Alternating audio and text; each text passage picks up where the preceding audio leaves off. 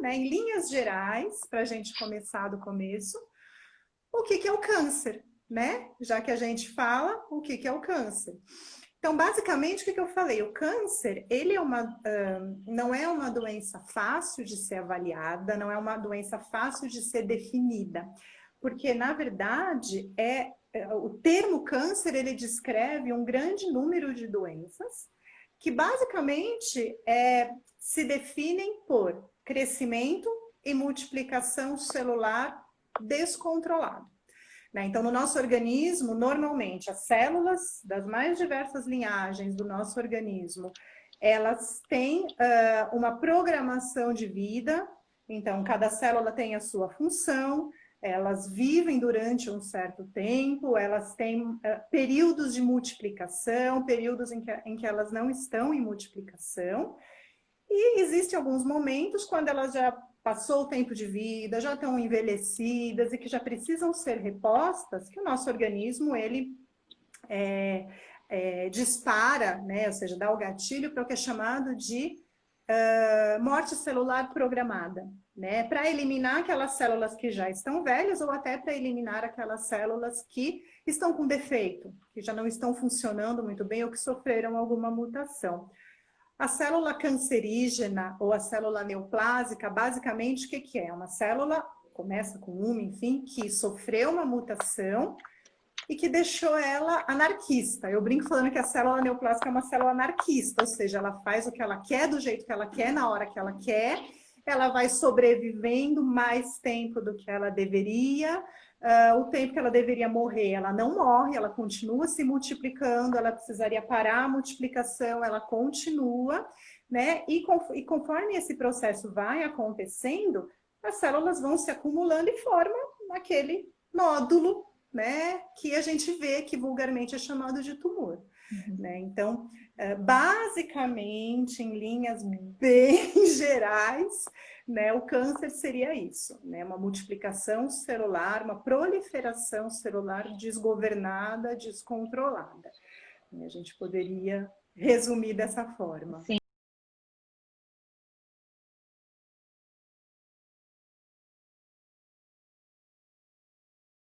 O que acontece?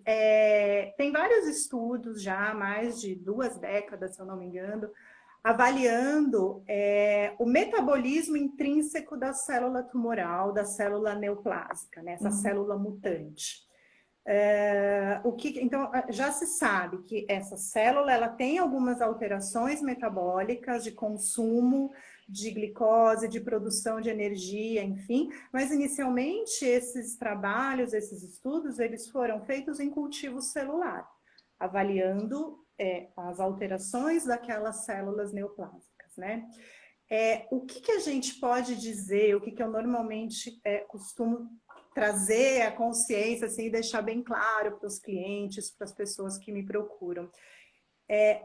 A gente vê muitas vezes, quando vem numa consulta um paciente, um cão, um gato, enfim, com um tumor, que se sabe ou suspeita de ser um tumor maligno, a gente está vendo aquele nódulo, a gente está vendo aquele tumor, mas aquele cão, aquele gato, ele não é o tumor, né? Ele é um animal, ele é um paciente que, por acaso, desenvolveu o tumor.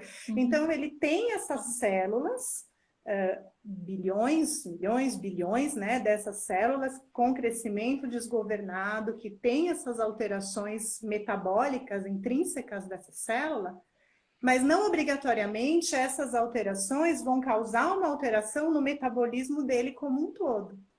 Né? É muito individualizado, existe uma orquestra hormonal e biológica e imunológica para tentar manter esse corpo em equilíbrio.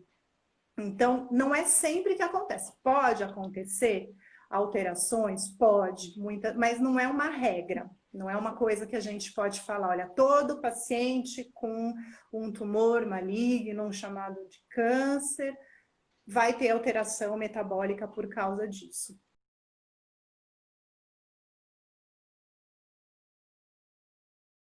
Eu não diria diretamente de tipo histológico. É carcinoma, é linfoma, tudo.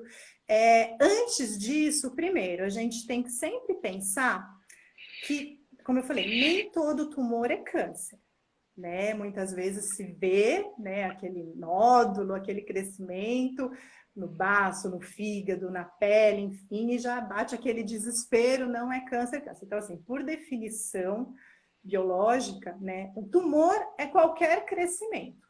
Qualquer coisa que cresceu ali, você bateu a cabeça, fez um galo, aquilo, por definição, é um tumor. Qualquer coisa que, né, inchou.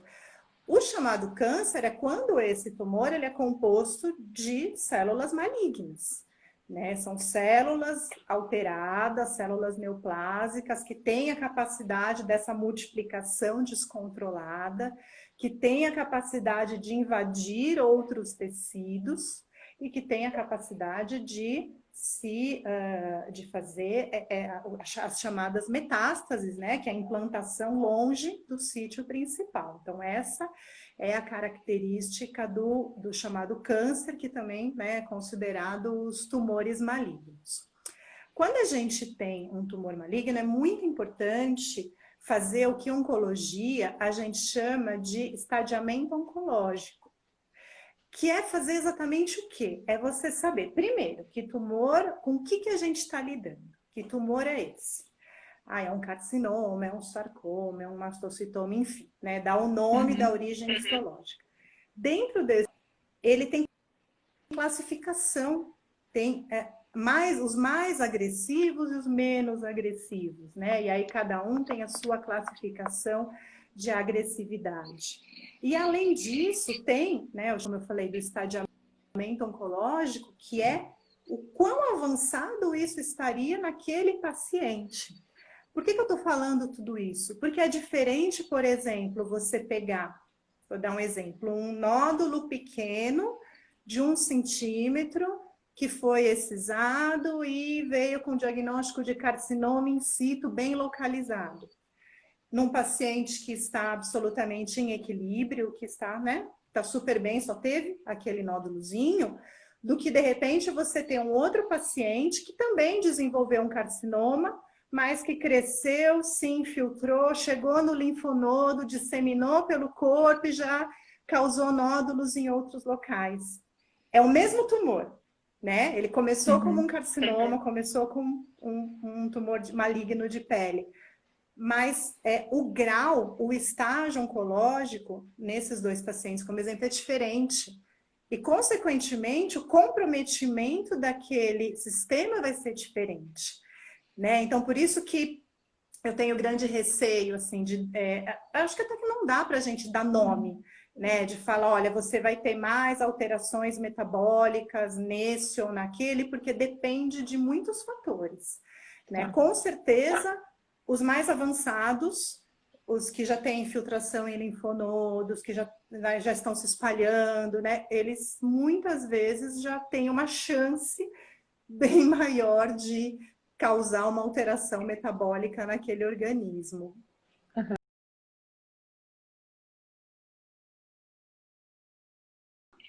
Então, isso é um ponto crucial, eu acho que para todo paciente oncológico, que infelizmente ainda é muito, como é que eu posso falar? É muito negligenciado ainda, né? Então, a avaliação nutricional como um todo, que começa logicamente com a avaliação do peso, ela começa com a avaliação do peso, mas não é suficiente, não é só isso.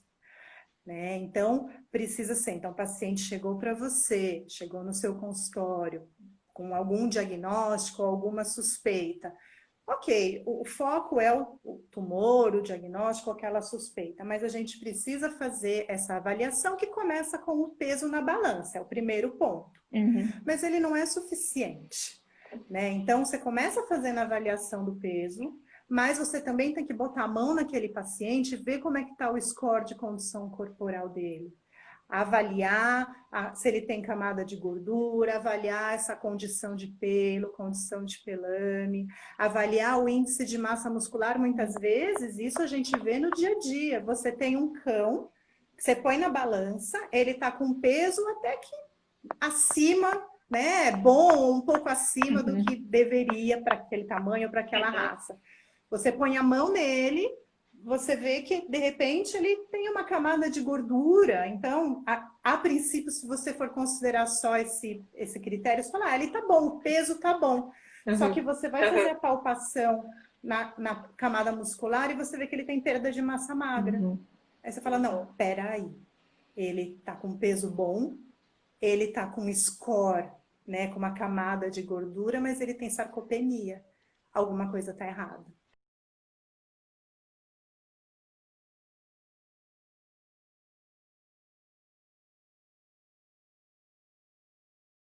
Isso precisa muito ser avaliado, e avaliado, eu diria, toda vez que você for ver esse paciente. Às vezes acontece na consulta inicial, e aí depois aquele paciente ele vem, seja para quimioterapia, ou para fazer uma cirurgia, ou fazer, enfim, qualquer procedimento que seja, e não se vê mais. E isso é muito sério, porque você precisa ter o acompanhamento daquele paciente para saber, por exemplo, se ele perdeu peso, quanto que ele perdeu desse peso? Essa perda é significante?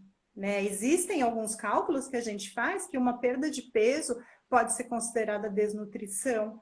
Né? Então, um gato, por exemplo, que ele chega no consultório com 4 quilos e ele volta dali 15, 20 dias pesando, por exemplo, 3,5 quilos, a não ser que ele esteja muito, muito desidratado, esse meio quilo é muito. Já é uma desnutrição, já tem que levantar todas as bandeiras vermelhas que for possível. E isso precisa ser muito avaliado e, infelizmente, assim, eu falo com dor no coração, ainda não é tão levado a sério. Eu lembro uma vez, inclusive, que eu fui fazer um atendimento numa internação. Era uma cliente que me chamou, eu tô com um cachorro internado numa clínica, mas eu queria que você fosse ver ele, fazer uma consulta de oncologia, porque ele tem um tumor assim, assim, assim. Tá, tudo bem, né? Você vê com a clínica, se a clínica autorizar que eu vá, né? Porque eu não sou funcionária deles, eu vou sem problema nenhum. Não, eu falei com eles, autorizaram, tá bom. Eu fui fazer esse atendimento. O paciente, ele estava internado, né? Numa condição não muito boa. E, dentre outras coisas, né, assim que eu cheguei, peguei os exames dele, eu perguntei, né, quanto que ele está pesando hoje? Ah, hoje a gente não pesou ainda. Eu falei, não, tudo bem, né, às vezes aconteceu, não deu tempo, né, de chegar. Eu falei, tá, mas como que está a evolução dele? Você tem os pesos, ele está ganhando peso, está perdendo peso, está mantendo? Não, a gente aí pegou a ficha dele lá, não. Ele foi pesado quando ele chegou, fazia acho que 6 dias que ele estava na internação. Ele foi pesado quando ele chegou, depois ele não foi mais pesado. E aí você fala, tá, ok, eu tenho o peso dele quando ele foi internado, mas assim, é importante saber nesses dias. Claro. Ele está ganhando peso, ele está perdendo. E se ele estiver perdendo, eu preciso tentar descobrir por que ele está perdendo. Ele está comendo adequadamente? Eu lembro que nesse caso eu até perguntei, eu falei, tá, o que ele está comendo? O que vocês estão dando para ele comer? A gente está dando essa ração aqui, me mostraram ali o pacote de ração que tinham recomendado para ele. Falei, tá, quanto que ele está comendo por dia? Ah, não sei, a gente põe um tanto, aí ele come. Então, se você não sabe o quanto ele come, você não sabe quantas calorias ele está ingerindo, você não sabe se o peso está mantendo, como é que você vai fazer essa avaliação? Não dá. E se é um paciente que vem perdendo peso progressivamente, seja, primeiro, se for por estar comendo menos do que deveria, aí ok, você já sabe qual é o problema. De alguma forma, você precisa aumentar a ingestão calórica desse paciente. Agora, se ele está comendo o correto para a condição dele, para o peso, enfim, e mesmo assim ele continuar perdendo peso, aí é uma outra condição que também precisa ser investigada e, assim, precisa interferir. Então, são informações que, independente do tumor que ele tem, independente da condição, são informações que elas precisam ser sempre muito, muito, muito avaliadas.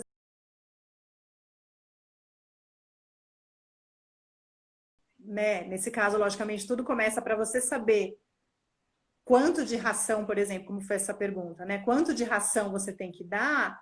Eu acho que antes disso você precisa saber quantas calorias aquele cão, aquele gato precisa ingerir e qual o perfil, né? Então, se ele é renal, se ele precisa ter uma restrição de fósforo, de proteína, se ele é cardiopata, enfim, né? E daí você ok, o perfil do meu paciente é esse, ele precisa de tantas calorias por dia, aí eu vou buscar dentro das rações comerciais que eu, como veterinário, confio, gosto, tenho hábito, enfim, né? É como você falou, é uma ração que tem 2.900 quilocalorias por quilo, não, é uma ração que tem 3.800, assim, né? Cada ração você faz o cálculo para avaliar. Essa parte, eu acho que de calcular a ração, eu acho que é a mais fácil, né? O mais difícil é antes disso, né? Você Sim, definir qual a quantidade calórica adequada para aquele seu paciente. E, além disso, uma coisa que eu sempre falo, você tem que ter sempre em mente, né, as pessoas que estão avaliando, que inclusive que fez essa pergunta, que esse cálculo inicial, ele é um cálculo matemático, né? Porque você não está avaliando. Então, quando eu vou fazer a formulação, eu aviso para os clientes, ó, eu vou começar com esse cálculo, mas é um cálculo matemático, porque eu não conheço o metabolismo do seu cão. Se ele tem um metabolismo mais rápido, mais devagar. Então, às vezes, você calcula o tanto de ração, e aí depois você vê que ele está perdendo peso, aí você precisa, né, recalcular, ou ele está ganhando peso, e para ele foi muito. Então, é um ponto de partida esse cálculo, sim. né? Mas com o acompanhamento, essas avaliações, aí a gente vai fazendo os ajustes.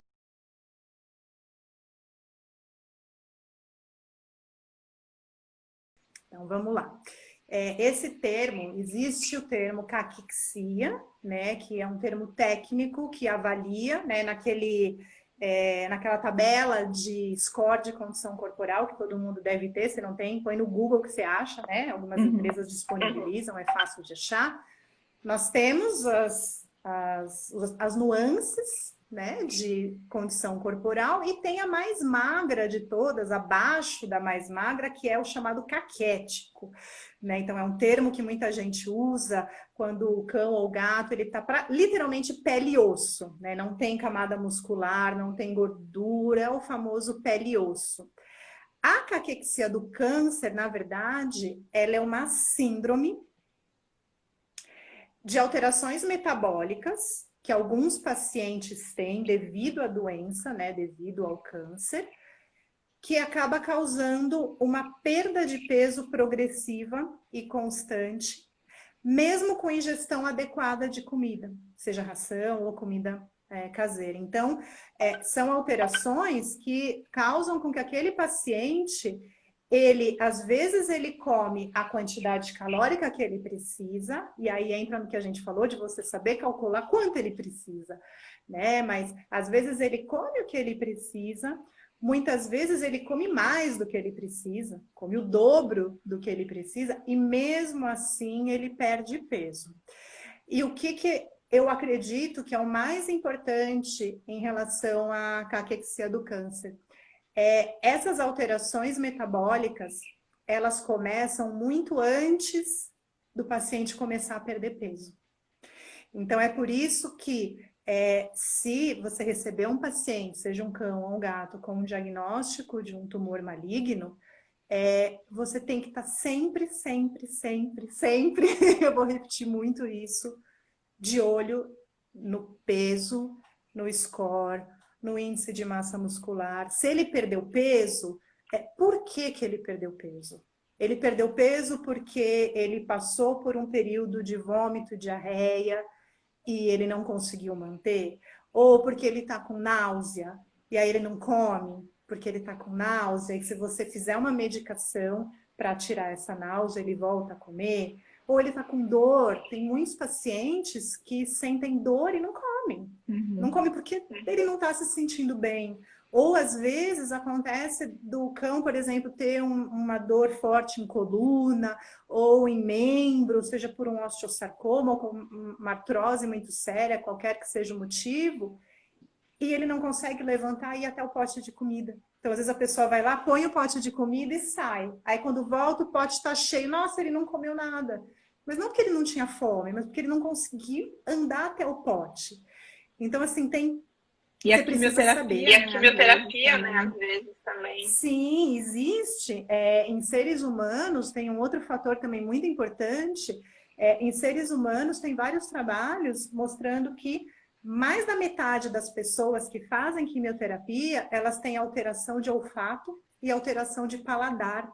Então, o cheiro é diferente, né? Tem pessoas que falam que na semana que faz químio fica com gosto de terra na boca, com gosto de ferro na boca, né? E a gente acredita que o que pode acontecer com a gente pode acontecer com os nossos pacientes também. Então, de repente, aquela ração talvez não tenha o mesmo cheiro, não tenha o mesmo gosto, né? Então, quando o cliente me fala, ai, doutora, tá perdendo peso. Eu vou perguntar, ele tá comendo bem? Como que tá? Ah, não, olha, essa semana ele não tá querendo comer. Aí o que eu sempre pergunto, mas tá, ele não quer comer, mas ele vai até a comida, ele cheira, ele se interessa e vira a cara, que aí eu sei que ele tem apetite, mas por algum motivo ou ele nem se levanta para ver o que você pôs no prato. Porque às vezes acontece isso, às vezes ele não sente cheiro direito.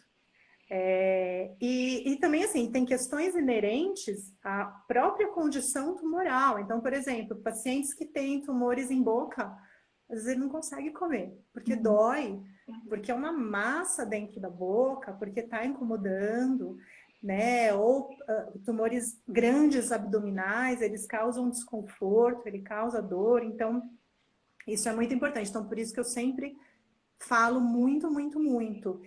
Fique sempre de olho no peso do seu paciente, na condição. Se ele está em sarcopenia, já está perdendo massa magra, intervém agora. Não espera. E eu acho que um dos pontos que é muito preocupante é principalmente quando o paciente tem sobrepeso ou ele é um cão mais obeso ou um gato mais obeso. Porque eu acho que ele é mais negligenciado nesse aspecto. Às vezes o veterinário, a família... Na família nem tanto, porque a família normalmente gosta de ter o cãozinho mais gordinho, o gato mais gordinho.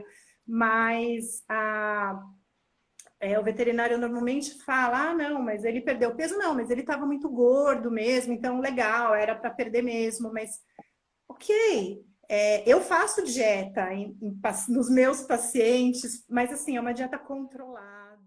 Então, se o paciente veio com 5 quilos a menos, mas ele pesava 60, então que bom, ele veio... Tá, mas foi uma semana. Não, 5 quilos em uma semana é muito. Você precisa entender. E principalmente porque, como eu falei, no caso da caquexia do câncer, essas alterações metabólicas, elas começam muito antes da perda de peso. E às vezes elas continuam até depois que o paciente está curado. Então ele já foi operado, já tirou todo o tumor, fez quimioterapia ou não fez quimioterapia, ou seja, ele já está de alta, já foi considerado curado e ele ainda continua perdendo peso. E isso vai interferir na qualidade de vida, isso vai interferir no prognóstico, vai interferir inclusive na sobrevida dele. Então, sabendo disso, não dá para bobear. Tem que ficar.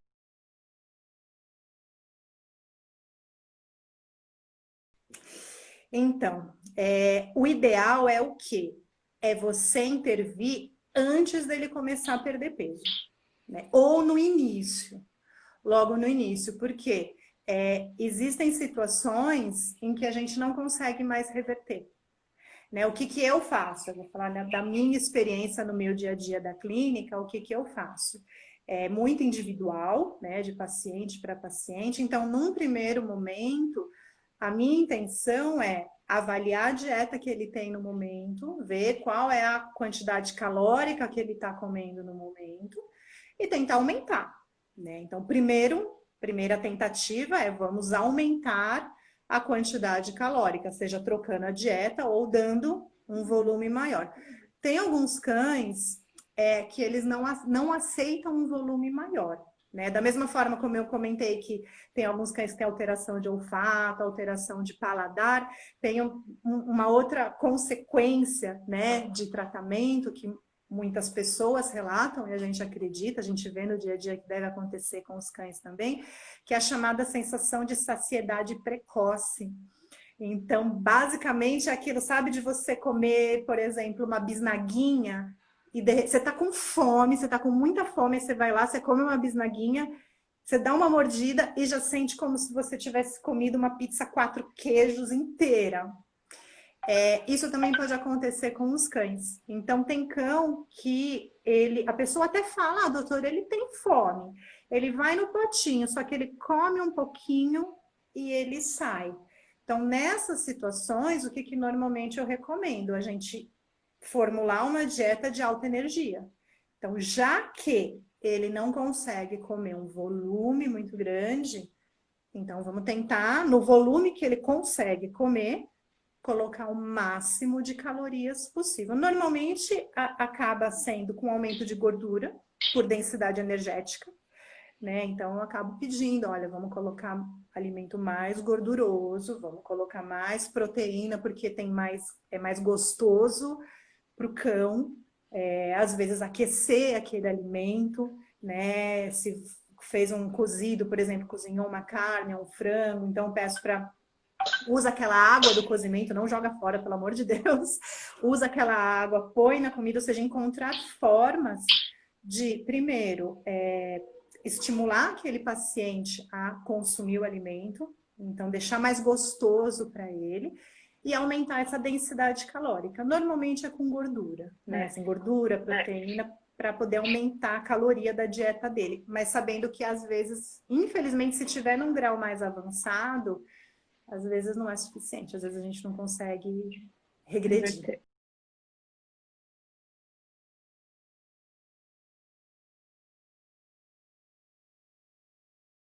Então, assim, eu acredito assim, que a nutrição ela é importante para todos os pacientes, né? Seja saudável, seja doente, e se tiver doente, seja com câncer, ou ele é cardiopata, ou ele é renal, enfim, né? Ela é importante para todos os pacientes. E eu também acredito muito na individualização daquele paciente.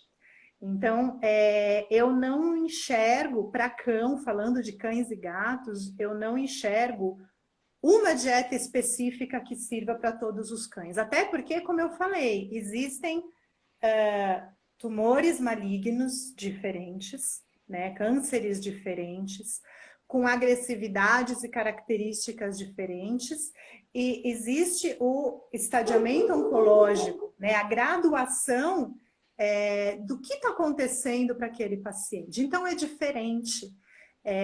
Não dá para você dizer, olha, a dieta ideal para um paciente com câncer é essa ou é aquela.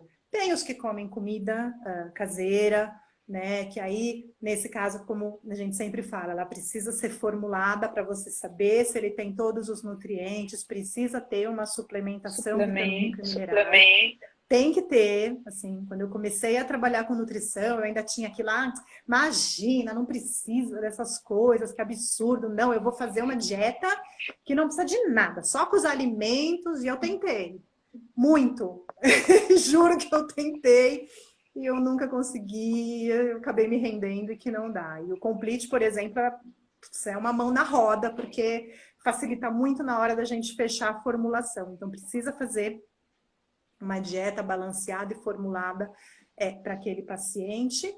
E a gente também tem que sempre lembrar que, assim, muitas vezes o paciente que tem um tumor ou um câncer, enfim, ele não tem só aquilo.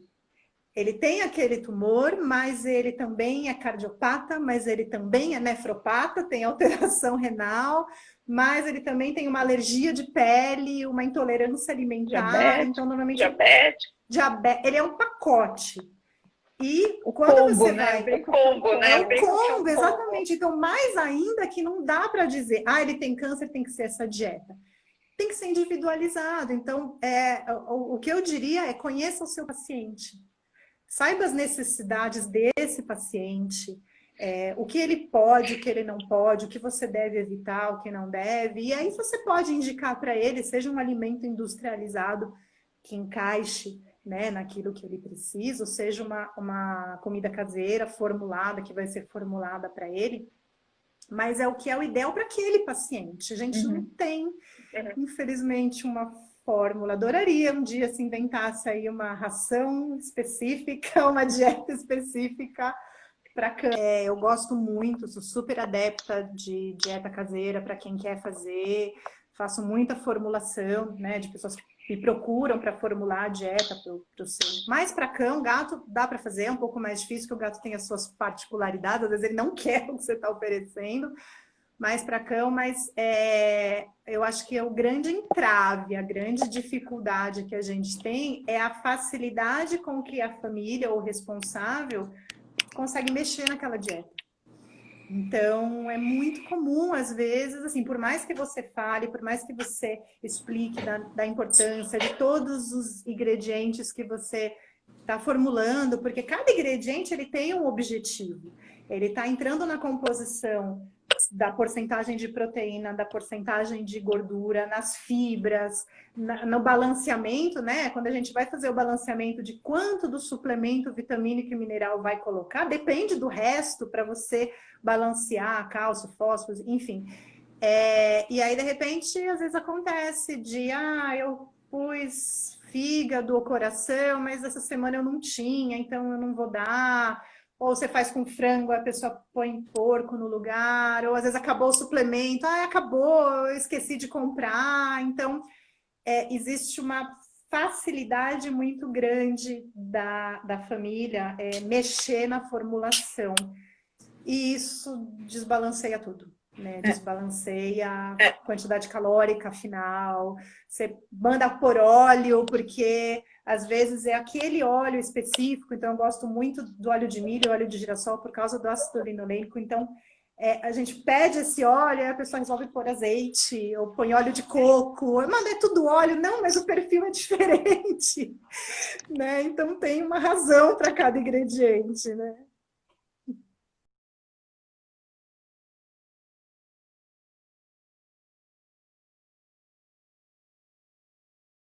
Tem alguns caminhos, né? Então, se a alimentação via oral, ela é sempre preferível, né? Então, dá sempre preferência para a alimentação via oral. Então, se o paciente ainda aceita, mas não está conseguindo comer muito, seja por qual motivo for, então, normalmente, no primeiro momento, eu falo, vamos tentar um estimulante de apetite, né? Vamos colocar um estimulante de apetite, um orexígeno, vamos ver se ele consegue, né, ter um estímulo maior para se alimentar. Além disso, vamos tentar incrementar essa dieta, deixar essa comida mais palatável para ele. Então, seja colocando um alimento caseiro, então, quando é permitido, um peito de frango, põe manteiga, requeijão, queijo ralado, enfim, vamos tentar alguns alimentos que são gordurosos, que são calóricos e que pode deixar mais gostoso, né? Então, você vai usar a água do cozimento do frango, do cozimento da carne, aquece um pouco essa água, toma cuidado para não queimar o cão, né? Aquece um pouco essa água, coloca ali na comida, porque às vezes aquele cheiro, né, estimula. Mas, além disso, a gente está olhando para o ponto de vista da comida, mas o que eu sempre falo, não deixe de olhar as causas pelas quais ele não está comendo. Então, quais as possíveis causas? Ele não está comendo por quê? Ele está fazendo algum tratamento ou ele tem algum câncer, algum tumor, alguma doença que pode estar causando náusea? Então, se isso é possível, mesmo que você não saiba, eu não sei se ele tem náusea ou não, ok, faz um medicamento.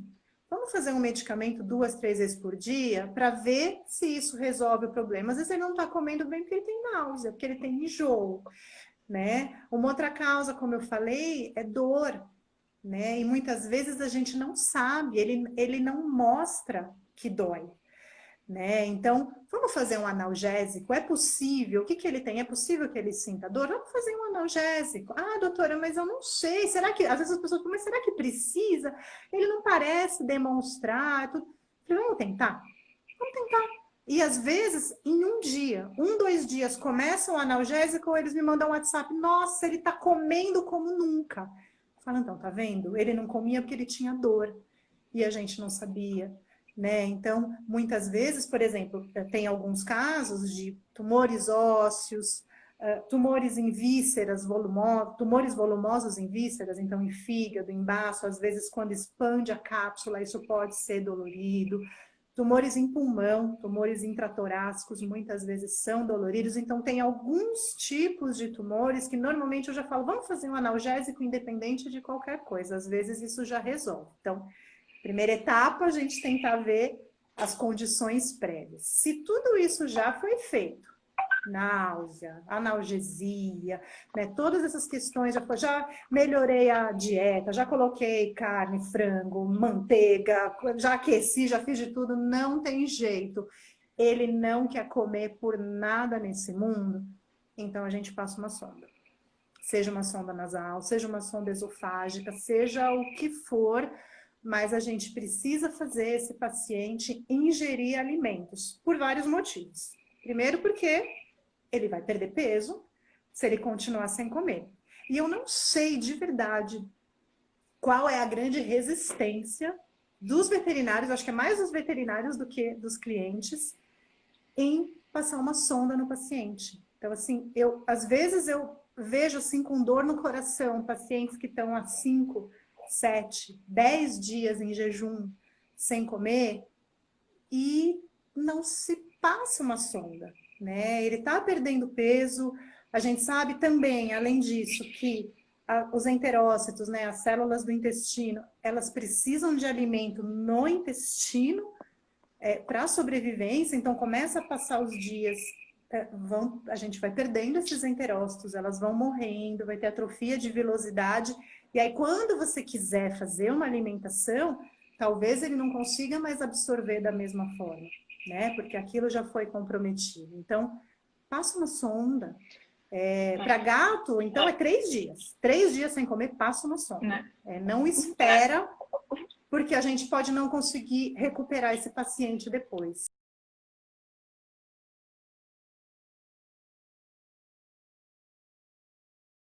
Normal. Eu escuto isso também com bastante frequência, quase em todas as consultas que eu atendo de oncologia. Então, vamos lá.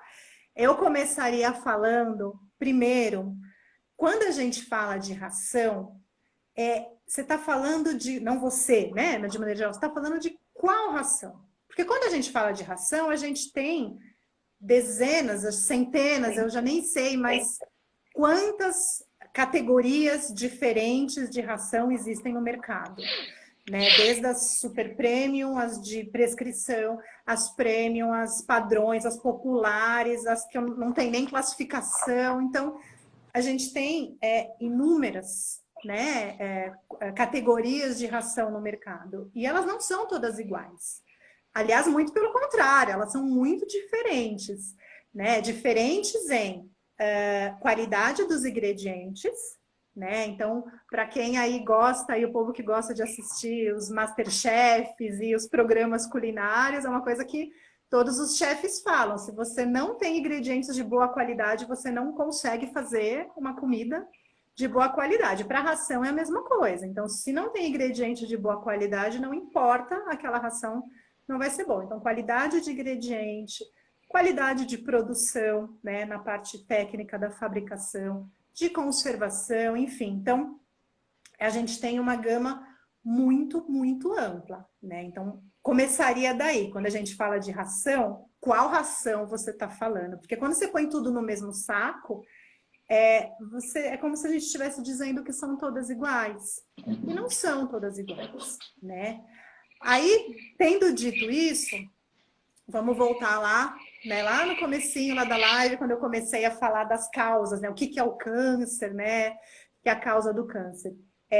Então, como eu falei, uma célula ela precisa ser mutada, né? Ela tem que sofrer uma mutação. Na verdade, não é só uma mutação, é um conjunto de mutações. Uma mutação não é suficiente, então, é um conjunto de mutações que é necessário para aquela célula ter um início, né, dessa transformação neoplásica, né, para ela virar potencialmente uma célula tumoral, mas tem uma sequência de eventos para acontecer. Então, ela precisa sofrer essas mutações, ela precisa sobreviver a essas mutações e aos mecanismos do sistema imunológico e do organismo que existem para interromper e para eliminar essa célula. Ela precisa ter a capacidade de conseguir passear pelo corpo e se implantar em algum local. Ela precisa ter a capacidade de induzir a formação de vasos sanguíneos para nutrir, para ela poder ter essa nutrição, ou seja, existe uma sequência de várias etapas. Eu falo, ter um câncer não é fácil, né? A célula, ela precisa sobreviver a muitas etapas. E cada etapa tem o que facilita e o que prejudica, né, a sobrevivência daquela célula. Então, o que normalmente eu falo para as pessoas? O que você está considerando que tem nessa ração que estaria causando isso, né? É algum carcinógeno? Então, a gente tem carcinógenos conhecidos. Então, tem radiação ultravioleta, provocando, né, potencializando câncer de pele. A gente tem as toxinas do cigarro, nicotina, tabaco, enfim. Então, a gente tem alguns carcinógenos.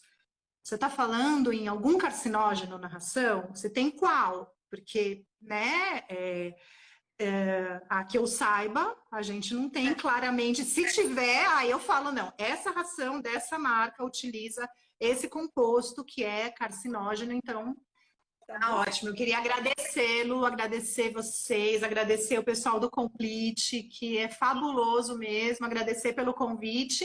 E estou aí à disposição. O pessoal que mandou pergunta, que não deu tempo de responder, depois, se quiser, ou a gente marca uma nova live, ou vocês me mandam a pergunta, a gente responde para o pessoal, mas a gente vai responder de alguma forma. Com certeza. Gente, muito obrigada aí por todo mundo que assistiu. E até a próxima. Semana que vem tem mais, hein, galera? Até mais. Boa noite, gente. Tchau, tchau. Obrigada a vocês. Tchau, tchau.